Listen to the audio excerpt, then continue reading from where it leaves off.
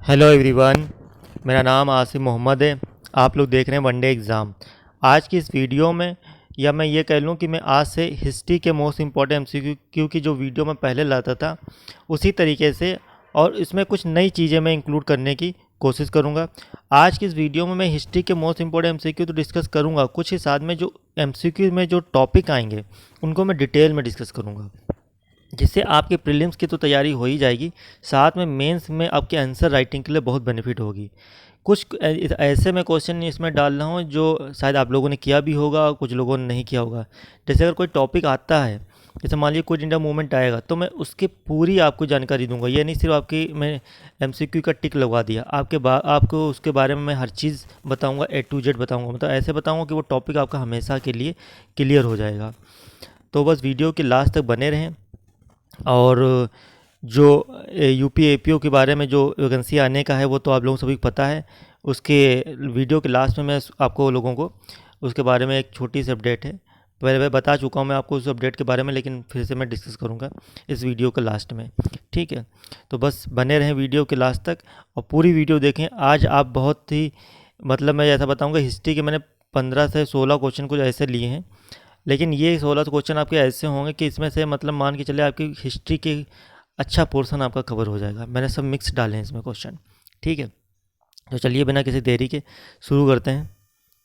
तो पहला क्वेश्चन हमारा है कि तोड़रमल जो थे, राजा तोड़रमल, जो अकबर रेन से रिलेटेड हैं, ये रेवेन्यू सिस्टम के किस सिस्टम से एसोसिएटेड थे।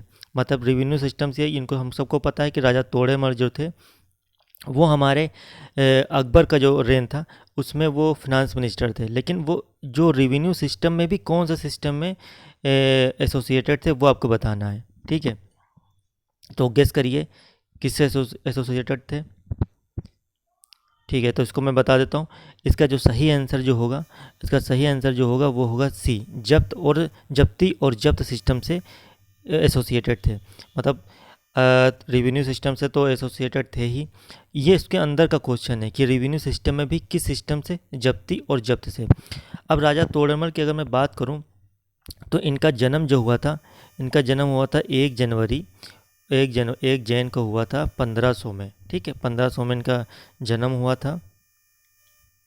और इनकी मैं अगर डेथ की बात करूं तो इनकी डेथ जो हमारी हुई, इनकी हुई थी 1589, मतलब नवंबर 1589 में इनकी डेथ हुई थी। ठीक है, और अगर मैं बताऊं इनका जन्म कहाँ हुआ था तो ये यूपी में एक डिस्ट्रिक्ट है सीतापुर, वहाँ पे जगह है कि लहरपुर।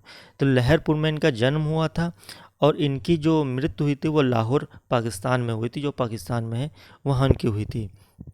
इनको तोड़रमल को वकीलुल सल्तनत भी बोलते थे और जॉइंट वज़ीर भी बोलते थे।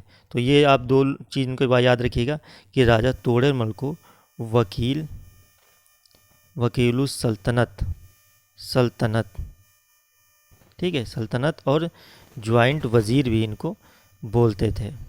ठीक है, अब बात आ गई अकबर के, तो अकबर के बारे में हम थोड़ा आपके बारे में आपको बताना चाहेंगे कि जैसे आपको पता है कि अकबर का जन्म, जो अकबर का जो टेन्योर जो है वो 1556 से 1605 तक है। इनका जन्म जो हुआ था राजा अकबर का 1542 में हुआ था।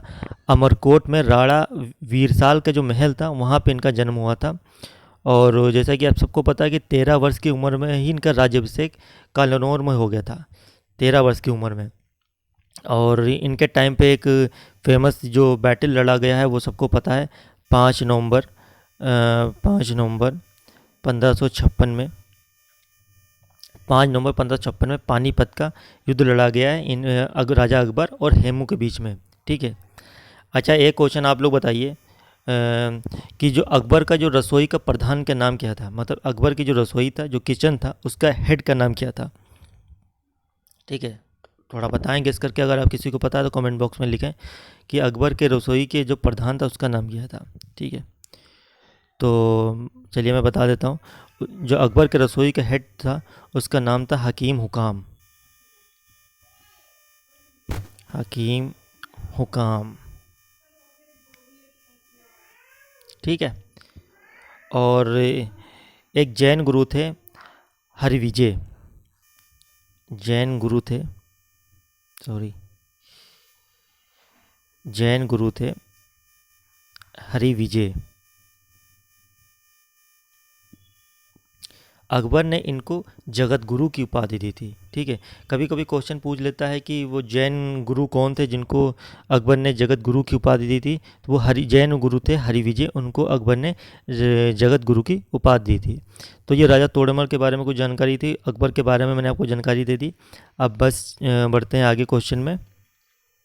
नेक्स्ट क्वेश्चन हमारा था, in the absence of Gandhi ji the Quit India movement had been led by. तो गांधी जी की अनुपस्थिति में क्विट इंडिया मूवमेंट को किसने आगे बढ़ाया था। तो ये सभी लोगों को पता होगा क्वेश्चन, लेकिन इसके बारे में मैं आपको डिटेल में बताऊंगा क्विट इंडिया मूवमेंट के बारे में। ठीक है, तो पहले हम लोग अपना आंसर देख लेते हैं कि हम लोग का आंसर कौन सा है। तो हम लोग का आंसर इसमें होगा अरुणा आसफ अली। सबको पता है कि उनकी अनुपस्थिति में गांधी जी ने अरुणा आसिफ अली ने इस मूवमेंट को आगे बढ़ाया था।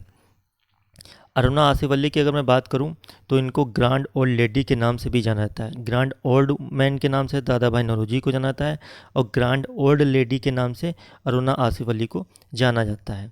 ठीक है, अगर मैं बात करूं कि इनका इनका जन्म जब हुआ था, इनकी जो जन्म जो उनका हुआ था उनको कालका में हुआ था। ठीक है, कालका में हुआ था। और इनकी जो मृत्यु जो हुई थी वो न्यू दिल्ली में हुई थी।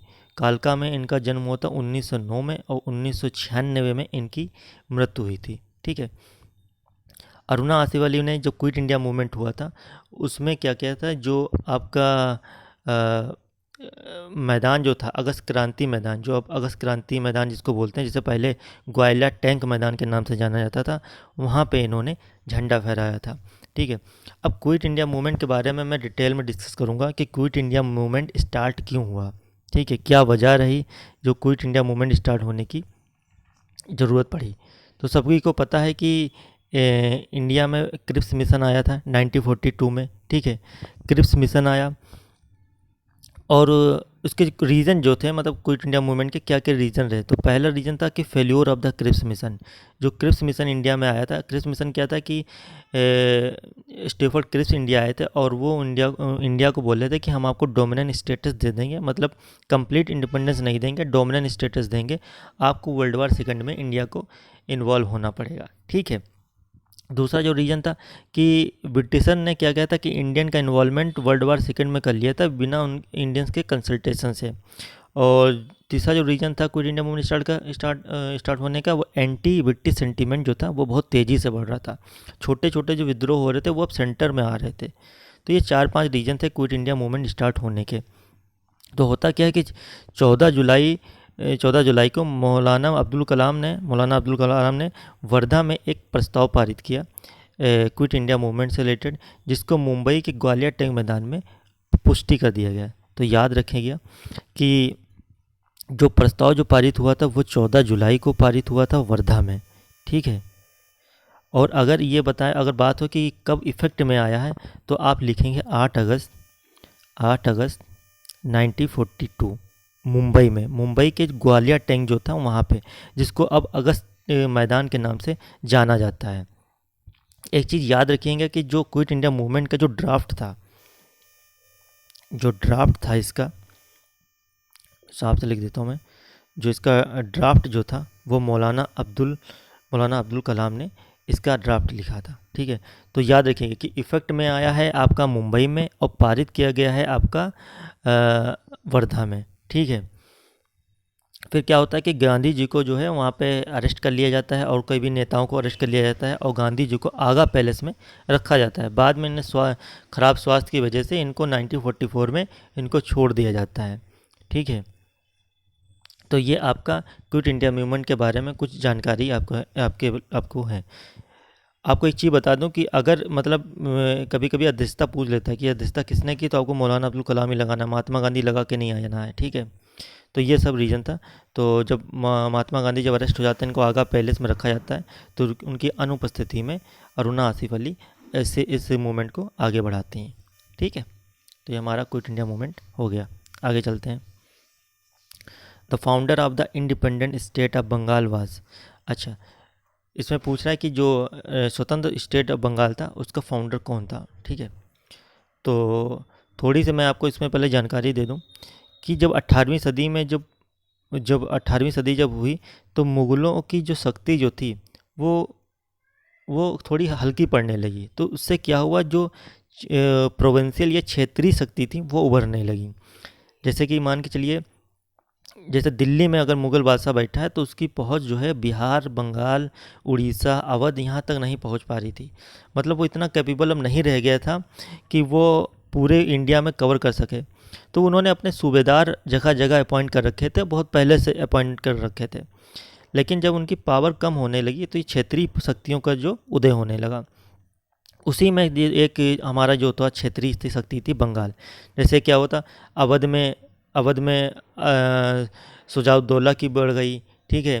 और नीचे आपका मैसूर में आपका हैदर अली की शक्ति बढ़ गई। तो धीरे धीरे से अपना इंडिपेंडेंट राज चाहने लगे। और मतलब जो उनकी पॉलिसी जो थी, जो मुग़लों की पॉलिसी थी, जैसे कि कोई राज्य से रिलेटेड अगर है या कोई संधि से रिलेटेड है, तो वही चाहते थे कि मैं अपनी इंडिपेंडेंट संधि करूं, अपना इंडिपेंडेंट राजस्व में चलाऊं।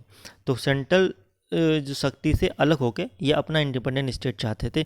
उसी के इंडिपेंडेंस स्टेट में बंगाल का नाम आता है। तो यहाँ पर क्वेश्चन पूछा है कि बंगाल का जो इंडिपेंडेंस जो है वो किसने इस्टेब्लिश किया था, the founder of the independent state of Bengal was, कौन था। तो इसका सही आंसर होगा मुर्शिद कुली खान। मुर्शिद कुली खान ने स्टेट ऑफ बंगाल को इस्टेब्लिश किया था। अब थोड़ा सा इसमें मैं आपको बता देता हूँ बंगाल के बारे में। सबसे पहले क्या था, सबसे पहले आए थे मुर्शिद कुली खान, ठीक है। मुर्शिद कुली खान है 1757 में सूबेदार बनाए गए और ये 1739 तक 1727 तक ये चले। फिर इनके बाद आते हैं सुजाउद्दीन, इनके दामाद, ठीक है। इनके बाद आते हैं सुजाउद्दीन आते हैं, ये इनके दामाद होते हैं, ठीक है। ये 1739 तक चलते हैं। इसके बाद आते हैं सरफराज, इनके बेटे। सरफराज जो थे वो मतलब ये शायद 1 या 2 महीने ही चल पाए, उसके बाद उनको हटा दिया गया। और इनके बाद आते हैं अली वर्दी खान, ठीक है, अली वर्दी खान। तो आपको बंगाल की स्थिति में 2 का नाम तो अभी आपको याद रखने ही रखना है, मुर्शिद कुली खान का और अली वर्दी खान का, ठीक है। अली वर्दी खान ने भी बहुत अच्छा वहाँ पे बंगाल का राज चलाया। मुर्शिद कुली खान से क्या था, मुर्शिद कुली खान से लोग वहाँ पे काफ़ी खुश थे। वहाँ बंगाल के जो लोकल लोग थे वो काफ़ी खुश थे। इन्होंने कुछ ऐसी योजनाएं मैं बोलूँ या ऐसे कुछ चीज़ों का इनिशिएटिव किया था जो काफ़ी लोगों के लिए बेनिफिट कर रहा था। जैसे इन्होंने एक स्टार्ट किया था इजरा प्रणाली, इजरा प्रणाली। और किसानों को ऋण देने के लिए तकावी ऋण नाम का एक योजना चलाई थी, तकावी ऋण, ठीक है। तो ये मुर्शिद कुली खान ने स्टार्ट कराया था। अली वर्दी खान के बाद क्या होता है कि आता है सिराजुद्दौला, ठीक है। सबने नाम सुना होगा, बैटल ऑफ प्लासी सबने सुना होगा, सिराजुद्दौला। तो सिराजुद्दौला के बारे में मैं डिस्कस करूंगा। पहले तो मैं जो बैटल ऑफ प्लासी है वो भी यहाँ पर डिस्कस कर दूंगा, लेकिन बैटल ऑफ प्लासी के पीछे की कहानी क्या थे, क्या रीज़न बना बैटल ऑफ प्लासी का, उसके पहले की मैं आपको स्टोरी थोड़ा आपको बताता हूँ। याद है आप लोगों को कि 1717 में जो आपका मुग़ल रूलर था फारूक शायर, ठीक है, उसने एक फरमान जारी किया। उसमें ये क्या कि जो ब्रिटिशर जो हैं वो बंगाल उड़ीसा में कर मुक्त व्यापार कर सकते हैं, और साथ ही साथ कलकत्ता के 38 गांव खरीदने को भी उनको मंजूरी दे दी।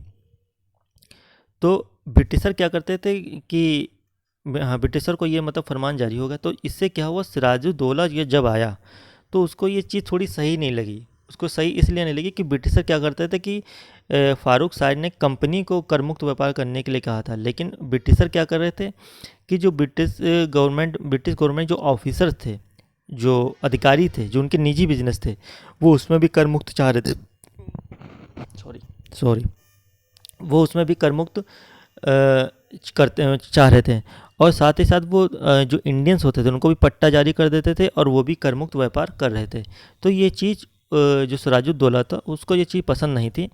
वो उसका कहना ये था कि जो 1717 का जो फरमान जारी हुआ वह सिर्फ ब्रिटिश कंपनी को हुआ, ना कि अधिकारियों को, या आप अपनी पावर डेडिकेट करते किसी इंडियंस को ये कर सकते थे। साथ ही साथ क्या हुआ कि जो ब्रिटिशर कंपनी थी वो अपनी किलेबंदी करने लगी, मतलब फोर्टिफाइड करने लगी। उसको देखते देखते फ्रांसीसीज भी करने लगी। जब सिराजुद्दौला ने फटकार लगाई तो फ्रांसीसियों ने तो अपना हद रोक दी, अपना फोर्टिफाइड किले को बनाना रोक दिया, लेकिन ये जो ब्रिटिशर्स थे इन्होंने नहीं रोका। इसी को लेके सिराजुद्दौला ने जो बंगाल की जो कासिम बाज़ार फैक्ट्री थी जो नादिया ज़िले में थी उसको कब्जे में ले लिया, उसका कब्जे में लिया। फिर 20 जून 1756 में, डेट को याद रखेंगे, 20 जून 1756 में, 20 जून 1756 में फोर्ट विलियम्स जो किला था उस पर भी कब्जा कर लिया। जब वहाँ पे सिराजुद्दौला ने कब्जा किया तो वहाँ से अंग्रेज़ जो है भाग के फुल्टा द्वीप भाग गए। फुल्टा द्वीप कहाँ भाग के गए थे? फुल्टा द्वीप भाग के गए थे। फुल्टा द्वीप भागे और वहाँ से जो साउथ में जो उनकी कॉलोनीज़ थी ब्रिटिशर्स की, तो वहाँ से उन्होंने हेल्प मांगी। तो साउथ में उस टाइम रॉबर्ट क्लाइव था, तो उसने अपनी ज़मीनी जो सेना थी वो भेजी, और नेवी की जो भेजी थी वो एडमिरल वॉटसन ने भेजी थी। नाम याद रखिएगा कि पूछ लेता है, जब सिराजुद्दौला ने फोर्ट विलियम पर कब्जा किया तो अंग्रेज़ों की जो साउथ में जो नेवी जो फोर्स थी उसका एडमिरल कौन था? तो याद रखिए एडमिरल वॉटसन था, एडमिरल वॉटसन था।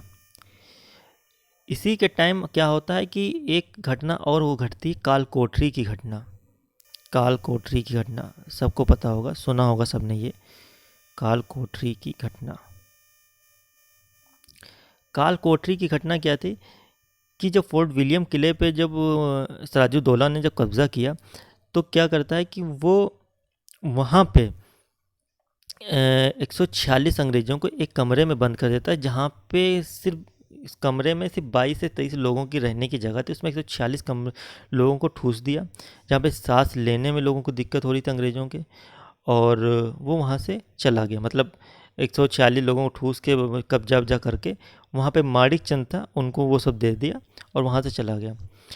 जो वहाँ के पहरेदार थे कालकोठरी के, उनको पता लग रहा था कि ये मतलब ये मर जाएंगे, अगर राजा साहब को नहीं बताया मुर्शिद को, सॉरी सिराजुद्दौला को, तो ये सब मर जाएंगे। लेकिन किसी की हिम्मत नहीं हुई कि सिराजुद्दौला की कोई नींद ख़राब करे जाके और उनको जगाए जाके कि ये साहब ऐसी ऐसी दिक्कत है कि यहाँ पे दम घुट रहा है लोगों को। तो वो सुबह तक क्या होता है कि सुबह तक 146 डाले गए थे, जिसमें से सिर्फ 26 ही बचे थे और बाकी सब जितने थे वो दम घुटने की वजह से मर गए थे। इस चीज़ को जो अंग्रेज़ों ने जो लिया वो मतलब अपने ईगो पे लिया, और वो डायरेक्ट अब युद्ध चाहते थे और कुछ नहीं चाहते थे। फिर क्या हुआ, सिराजुद्दौला से अंग्रेज़ों का एक युद्ध हुआ, ठीक है। और युद्ध के बाद क्या होता है कि 9 फरवरी, डेट याद रखेंगे, 9 फरवरी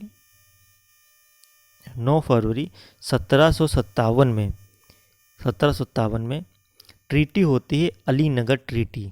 कौन सी ट्रीटी होती है? Alinagar treaty, Alinagar treaty. उसमें क्या होता है कि जो सिराजुद्दौला ने जो जितना नुकसान हुआ था युद्ध की वजह से वो कंपनसेशन देगा और फ्री ट्रेड करने देगा।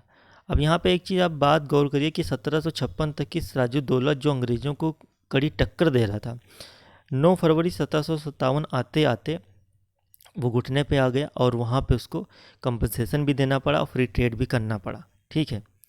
ये सब हो गया। तो सिराजुद्दौला को गुस्सा तो था ही साथ में कि मतलब नया लड़का था ये, कि और कि हमारे बंगाल में मतलब ब्रिटिशर ने ऐसा ऐसा कर दिया। और अंग्रेज़ भी जो थे वो भी इससे मतलब पूरी तरीके से बदला ले नहीं पाए थे। तो वो ये ढूंढ रहे थे कि इसके जो खिलाफत वाले जो हैं उनको वो इकट्ठा करने लगे, अंग्रेज़ जो थे। तो उन्हीं में जो एक नाम था मणिक चंद सेठ, सेठ अमीर चंद, जगत सेठ, मीर जाफ़र, मीर बख्शी, राय दुर्लभ, ठीक है। हम लोग ज़्यादातर किसका नाम लेते हैं? मीर जाफ़र का, मीर जाफ़र का ही नाम ले लेते हैं। एग्ज़ाम में अगर मीर जाफ़र ऑप्शन नहीं आया तो हम लोग कहेंगे कि कोई है नहीं, लेकिन उसके साथ और भी थे ट्रेटर्स जो गद्दार थे। उसमें मणिक चंद थे, ठीक है, सेठ अमीर चंद थे, जगत सेठ थे, मीर बख्शी थे, और मोस्ट इम्पोर्टेंट था राय दुर्लभ, राय दुर्लभ, राय दुर्लभ राय। ये जो था, ये जो सिराजुद्दौला की जो फ़ौज थी उसका जनरल था। ठीक है, फिर क्या आता है आपका, क्या होता है कि फिर इसके बाद आपका होता है बैटल ऑफ प्लासी। ठीक है, बैटल ऑफ प्लासी आपका 23 जून 1757 में आपका बैटल ऑफ प्लासी होता है। 23 जून 1757 को आपका बैटल ऑफ प्लासी होता है। उसमें क्या होता है कि जो मीर जाफ़र और राय दुर्लभ की जो टुकड़ी थी, जो सिराजुद्दौला की तरफ से लड़ रही थी, वो लड़ते लड़ते एकदम से रुक जाती है, जिससे क्या होता है कि सिराजुद्दौला जो है, मतलब जो उसको धोखा ही दे दिया, उसकी जो मतलब सामने से फ़ौज लड़ने जा रही है और दो टुकड़ी जो हैं वो मतलब रुक जाती हैं लड़ते लड़ते, तो सिराजुद्दौला क्या होता है वहाँ पे वो मार दिया जाता है। इस तरीके से अंग्रेज़ों ने ये जीत हासिल की। लेकिन कहीं ना कहीं अंग्रेज़ों को ये लगता था कि हमने ये जीता तो ज़रूर है, लेकिन ये कहीं ना कहीं हमने लोगों की सहायता से, मतलब अकेले दम पे हमने ये नहीं जीता है। ठीक है, तो ये आपका था बैटल ऑफ प्लासी पूरा।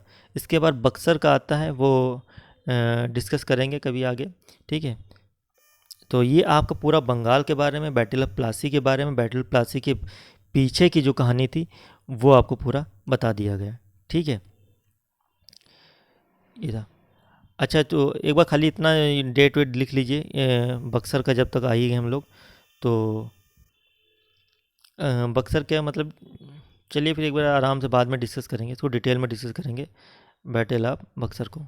ठीक है, इसके बाद होता कुछ नहीं कि मतलब जब सिराजुद्दौला मर जाता है तो उसके बाद मीर जाफ़र को गद्दी पे बिठाया जाता है। मीर जाफ़र जो था वो जितना अच्छा मतलब एफिशिएंट नहीं था, तो मीर कासिम उसके दामाद को बैठा दिया जाता है। और मीर कासिम भी उसी तरह सिराजुद्दौला की तरह ही मतलब अंग्रेज़ों के ख़िलाफ़ करने लगता है और उनको फ्री ट्रेड करने से रोकने लगता है। तो अंग्रेज़ वो मीर कासिम क्या करता है कि मीर कासिम और अवध के जो नवाब थे सिराजुद्दौला, और उसने मुग़ल शासक थे दिल्ली में शाह आलम द्वितीय, इन तीनों की संयुक्त सेना ने 22 अक्टूबर 1764 में बैटल ऑफ बक्सर करते हैं। ठीक है, बुरी तरीके से ये लोग हार जाते हैं और 12 अगस्त 1765 में इनको इलाहाबाद की संधि करनी पड़ती है। इलाहाबाद की संधि में डुअल सिस्टम आया था कि दीवानी राइट जो थे वो रेवेन्यू जो कलेक्शन होगा वो ईस्ट इंडिया कंपनी करेगा, और सिविल और लॉ ऑर्डर का जितना होगा वो निज़ामत देखेंगे। तो ये आपको याद रखना है। ठीक है, ये मैंने आपको एक ओवर भी बता दिया, कभी इसको मैं डिटेल में आपके साथ डिस्कस करूँगा। ठीक है, अच्छा डेट याद रखिए, डेट लिख लीजिएगा, बैटल ऑफ बक्सर की डेट लिख लीजिएगा 22 अक्टूबर 1764 में। ठीक है, मीर कासिम और शुजाउद्दौला अवध के और शाह आलम द्वितीय इनकी संयुक्त सेनाओं ने किया था। ठीक है, अगला क्वेश्चन करते हैं। Who was the first to use the term Adivasi to refer to the tribal people? पहली बार आदिवासी वर्ड किसने यूज़ किया था? तो पहली बार जो वर्ड था आपका आदिवासी, वो ठक्कर बप्पा ने यूज़ किया था। किसने यूज़ किया? ठक्कर बप्पा। इनको जो हम प्यार से भाऊ लोखंडे भी बुलाते थे। क्या? भाऊ लोखंडे। ठीक है, ये है। अगला question, the ancient monument preservation act was pass during the viceroyalty of the, तो जो मोनूमेंट प्रिजर्वेशन एक्ट जो था वो किसके टेन्योर में पास हुआ? तो याद है, हम लोग सबको पता होना चाहिए कि जो एक्ट जो है ये 1905 का है। कब है? 1905 का है, और 1905 में एक ही आदमी का टेन्योर चल रहा था, लॉर्ड कर्जन का। ठीक है, तो ये बंगाल पार्टीशन का जो उत्तरदायी था। बंगाल पार्टीशन की बात कर लूँ तो मैं ये 20 जुलाई 1905 में डिसीजन लिया गया था और 16 अक्टूबर 1905 में इफ़ेक्ट में आया था। कब आया था? 16 अक्टूबर 1905 में इफ़ेक्ट में आया था। ये डेट आपको याद रखनी है। इसी को शोक दिवस और इसी दिन में रक्षाबंधन लोग राखी बांधते एक दूसरे को, हिंदू मुस्लिम यूनिटी का संकेत भी मानते थे। ठीक है, बंगाल पार्टीशन के बारे में वीडियो मैंने बनाई रखी है, एक छोटा सा ओवरव्यू बता देता हूँ कि बंगाल पार्टीशन क्यों किया गया। अंग्रेज़ों को लगता था कि जो अगर बंगाल पर राज करना है तो इनको तोड़ना पड़ेगा, इनकी यूनिटी को तोड़ना पड़ेगा, इसलिए उन्होंने प्रशासनिक आधार पे इसका बंगाल का पार्टीशन कर दिया। लेकिन असली जो उसका मकसद था कि हिंदू मुस्लिम को अलग करना था, इसी वजह से बंगाल पार्टीशन आपका किया गया, जो 1911 में लॉर्ड हेल्डिंग ने इसको वापस जो पार्टीशन था वो रिवोक कर दिया था। अगला क्वेश्चन जो है, who had set up the anti untouchability league for the reduction of the evil untouchability. तो एंटी अनटचेबिलिटी लीग किसने जो वो थी लीग थी किसने सेटअप की थी? गेस करिए किसने सेटअप की थी? जगजीवन राम ने, बी आर अम्बेडकर ने, आचार्य कृपलानी ने, महात्मा गांधी ने, किसने? तो इसका सही आंसर होगा डी, महात्मा गांधी ने जो थी एंटी अनटचेबिलिटी लीग इस्टेब्लिश करी थी। अगला question, who among the following had attended all 3 round table conference in London. ये आपको लोग पता है कि 3 राउंड टेबल कॉन्फ्रेंस हुई थी। पहली 1930 में जो जनवरी 1931 में समाप्त हुई, दूसरी 1931 में हुई और तीसरी जो हुई थी वो 1932 में हुई थी। ठीक है, तो ये 3 राउंड टेबल कॉन्फ्रेंस हुई थी। अंग्रेज़ों के लिए नेगोशिएशन होने के लिए राउंड टेबल कॉन्फ्रेंस कराई गई कि हम कॉन्स्टिट्यूशन बनाने के लिए कैपेबल हैं कि नहीं। तो ये नेगोशिएशन के बेसिस पर 3 राउंड टेबल कॉन्फ्रेंस लंदन में हुई थी। ठीक है, तो एकमात्र जो इंडियंस थे जिन्होंने तीनों 3 राउंड टेबल कॉन्फ्रेंस में भाग लिया था वो थे बी आर अम्बेडकर। गांधी जी जो थे वो 2nd राउंड टेबल कॉन्फ्रेंस में भाग लिया था और 3rd राउंड टेबल कॉन्फ्रेंस में कांग्रेस ने पूरी तरीके से बाइकआउट किया था। ठीक है, लेकिन भीमराव अम्बेडकर जो थे वो तीनों कॉन्फ्रेंस में शामिल हुए थे। ठीक है, Lord Mountbatten had replace Lord as the Viceroy of the India 1947। जब लॉर्ड माउंटबेटन इंडिया के जो वायसराय बने तो उन्होंने किसको रिप्लेस करके बने थे 1947 में? तो इसका सही आंसर जो होगा लॉर्ड वेबल। लॉर्ड वेबल को रिप्लेस किया उन्होंने और 24 मार्च 1947 को वो 34 वायसराय बने जो इंडिया के लास्ट वायसराय थे और 15 अगस्त को 1947 को सत्ता सौंपने का दिन निर्धारित किया जिसे डिकी वर्ल्ड कहा जाता है। ठीक है, याद रखेंगे जो 15 अगस्त को जो उन्होंने सत्ता हस्तांतरित करी इसको हम क्या किस नाम से जाना जाते हैं? Dickey world.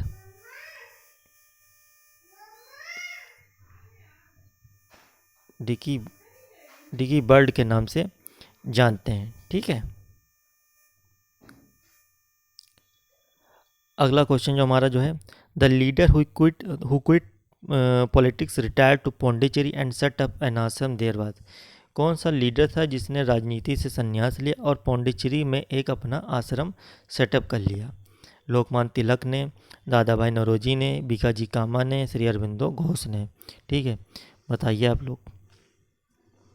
तो इसका सही आंसर जो होगा श्री अरबिंदो घोष ने रिटायरमेंट के बाद उन्होंने पौंडीचेरी में अपना आश्रम इस्टेब्लिश कर लिया था। अगले क्वेश्चन पे पढ़ते हैं, in which year was the Burma separated from India.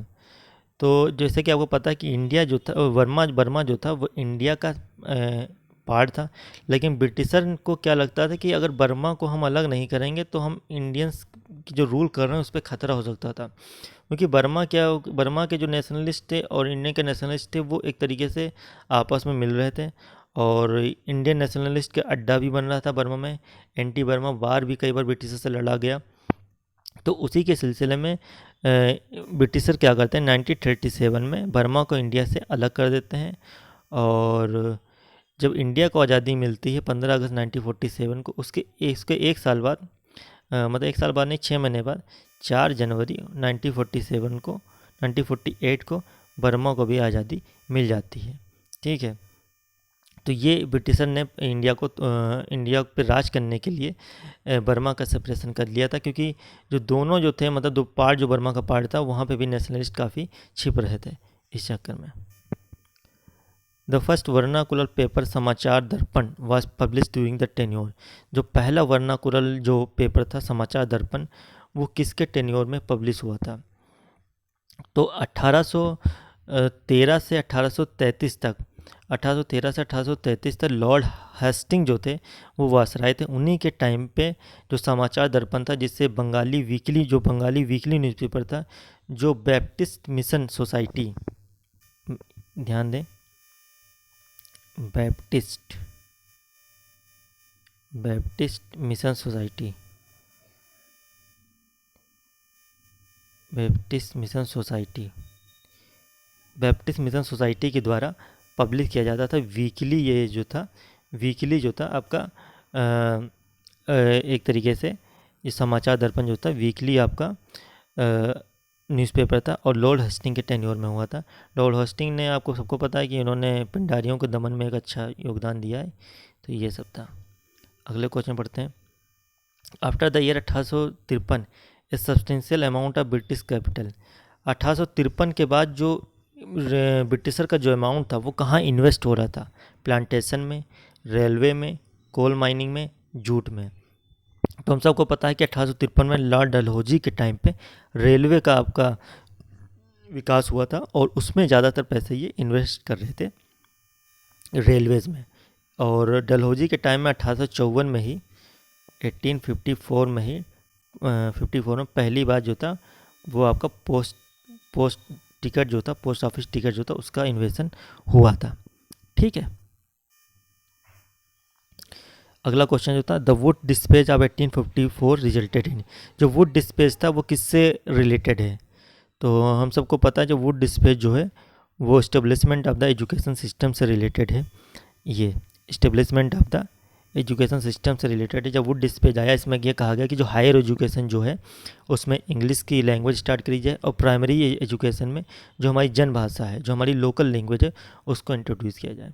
ये हमारा वुड डिस्पेच है। इसको एक तरीके से हम एजुकेशन के सिस्टम का मैग्ना कार्टा भी बोलते हैं।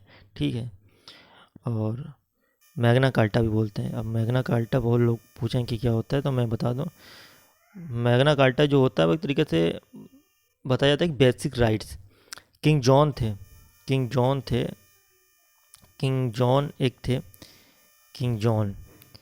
ये राजा थे आपके बेबीलोन के। किंग जॉन सेकंड जो थे राजा थे आपके बेबीलोन के। बेबीलोन एक कंट्री है, वहाँ के थे 1215 में। ठीक है, तो उन्होंने वहाँ पे कुछ लोगों को राइट्स दिए थे, तो उसी को मैग्ना कार्टा बोलते थे। तो बेसिक राइट देना एक तरीके से बोलता है मैग्ना कार्टा। इंडिया में जो बेसिक राइट अगर मैं बात करूँ तो फंडामेंटल राइट्स को मैग्ना कार्टा बोला जाता है।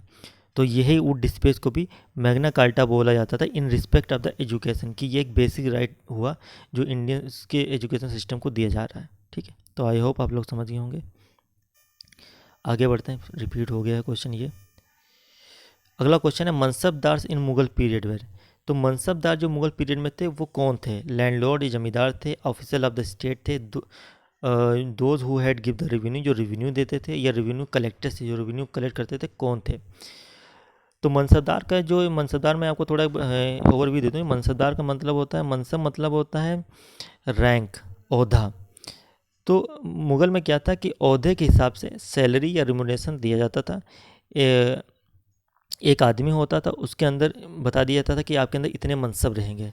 मनसब का मतलब क्या होता था कि आपके अंदर इतने आदमी, इतने सैनिक आपके अंदर रहेंगे। बाद में जो मनसब था उसके भी आपका डिवाइड हो गया, जिसको एक तो जट्टा और सवार में ये दो भागों में डिवाइड हो गया। जट्टा में क्या होता था, जो सैनिक होते थे पैदल चलने वाले उनकी संख्या, और सवार का मतलब जो घुड़सवार होते थे उनकी संख्या। तो जिस आदमी के अंदर जितने जट्टा या सवार रहते थे तो उनकी रैंक डिसाइड होती थी। मतलब मान लीजिए किसी आदमी के अंदर 10 सिपाही हैं तो उसकी रैंक क्या होगी, और किसी के अंदर 500 है सिपाही हैं तो उसकी रैंक क्या होगी। उसी रैंक के हिसाब से इनको सैलरी दी जाती थी। तो ये हो गया रैंक के हिसाब से मनसबदार, इसी को बोलते थे। ये औरंगजेब तक की सिस्टम चला, उसके बाद में भी ख़त्म हो गया। तो ये मनसबदार है। तो ये मेनली होते थे लैंडलॉर्ड्स और जमींदार। लैंडलॉर्ड और जमींदार होते थे, उनके अंडर में एक दे दिया जाता था कि आपको इतने मेंटेन करने हैं, उसी के हिसाब से इनको सैलरी दी जाती थी। अकबर के टाइम पे जो सबसे अच्छे जो मनसबदार माने जाते हैं, जिनके अंडर में लास्ट टाइम 7000 थे, वो राजा मान सिंह थे। राजा मान सिंह, सब ने नाम पढ़ा होगा, राजा मान सिंह ये था। तो आई होप आप लोग मनसबदार समझ गए होंगे। तो वीडियो काफ़ी लंबी हो गई है, लेकिन काफ़ी डिटेल में आप लोगों को बताया गया है। तो ये था आपके MCQ। कहने के तो 15-16 MCQ थे, लेकिन इसमें आपको कितनी जानकारी दी गई है वो आप लोग खुद जानते होंगे, कितना आपको हर चीज़ में डिटेल में मैंने बताया है। और कंटेंट अच्छा लगा हो तो प्लीज़ सब्सक्राइब करें। और जो UP APO के बारे में जो मैं कह रहा था कि उम्मीद लगाई जा रही है कि मिड नवंबर में आपको खुशखबरी मिलेगी। ठीक है, और अच्छी खुशखबरी मिलेगी। तो ये था। तो वीडियो अच्छी लगी तो सब्सक्राइब करें, और ऐसे ही कंटेंट अगर चाहते हैं मैं कंटिन्यू रखूं तो कमेंट बॉक्स में प्लीज़ ज़रूर बताएं कि मुझे रखना चाहिए कि नहीं रखना चाहिए। Thank you so much.